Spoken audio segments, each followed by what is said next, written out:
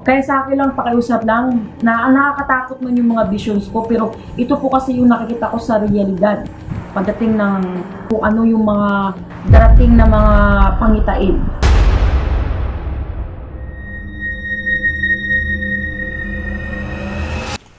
Hello po mga ka-PTV, sa video na ito ay tatalakayin natin ang nakakakilabot na magaganap sa probinsyang ito ayon sa mga visions ni Madam Ruthie Baldwin.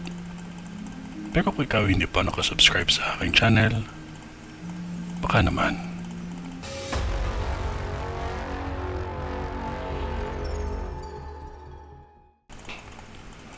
May nakikita akong dalawang malaking aksidente na mangyayari pa lamang.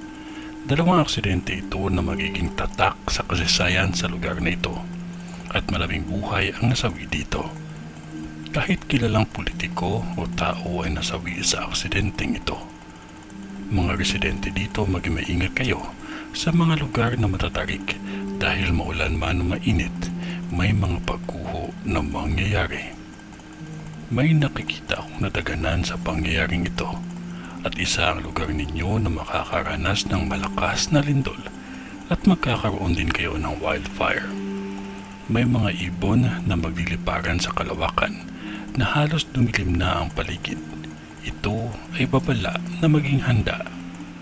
Makakaranas kayo ng isang sakit sa balat, ngunit ito ay magagamot agad kahit mabilis itong kumalat. Maging handa lamang dahil sa paulit-ulit na ipo-ipo na dadanasin ninyo. Mas mataas ang bilang ng ipo-ipo kaysa kidlat na magpaparamdam. May dalawang aksidente akong nakikita na mangyayari pa lamang. Lagi lamang maging handa, lalo na sa mga nagtatrabaho sa radyo, dahil may dalawang tao na nasawi at mga kilalang tao ito. Maging maingat lamang at huwag natin kalimutan ang manalangin palagi, dahil Diyos pa rin ang mas may alam sa lahat. Ito ay ang bisyon ni Madam sa Kapis.